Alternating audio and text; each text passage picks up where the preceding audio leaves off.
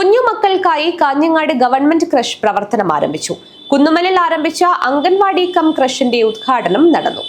കുഞ്ഞുങ്ങൾക്ക് പകൽ സംരക്ഷണം നൽകുന്ന അംഗൻവാടി കം ക്രഷ് പദ്ധതിക്ക് ജില്ലയിലും തുടക്കമായി.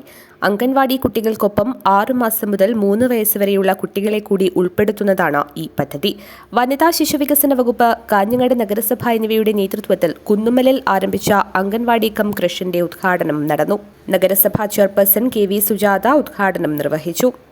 ഏറ്റവും സന്തോഷകരവും അതുപോലെ തന്നെ അഭിമാനകരവുമായിട്ടുള്ള ഒരു മുഹൂർത്തമാണ് ഇന്ന്. കാരണം ഒരു ക്രഷ് എന്നുള്ളത് അണുകുടുംബ വ്യവസ്ഥയിലുള്ള ഒരു തൊഴിലെടുക്കുന്ന വീട്ടമ്മമാരെ, തൊഴിലെടുക്കുന്ന സ്ത്രീകളെ സംബന്ധിച്ചിടത്തോളം എത്രത്തോളം അങ്ങനെയൊന്ന് ആഗ്രഹിക്കുന്നുണ്ട് എന്നുള്ളത് ആ ഒരു അവസ്ഥയിലൂടെയൊക്കെ കടന്നു വന്ന ഒരാൾ എന്നുള്ള രൂപത്തിൽ എനിക്ക് ശരിക്കറിയാം.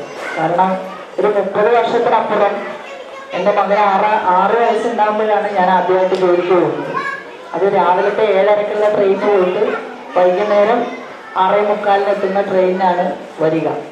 അന്ന് എനിക്ക് വലിയ ബുദ്ധിമുട്ടില്ലാതിരുന്നത് അന്ന് അണുകുടുംബത്തിലായിരുന്നില്ല, ഒരു കൂട്ടുകുടുംബ സംവിധാനത്തകത്തായിരുന്നു. നഗരസഭ വൈസ് ചെയർമാൻ ബിൽടെക് അബ്ദുള്ള മുഖ്യാതിഥിയായി പങ്കെടുത്തു.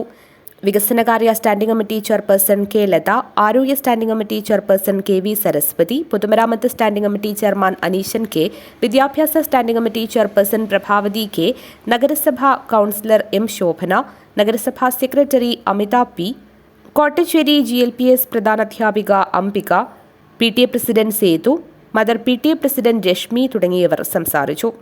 ക്ഷേമകാര്യ standing committee chairman Ahammed Ali P അധ്യക്ഷത വഹിച്ചു.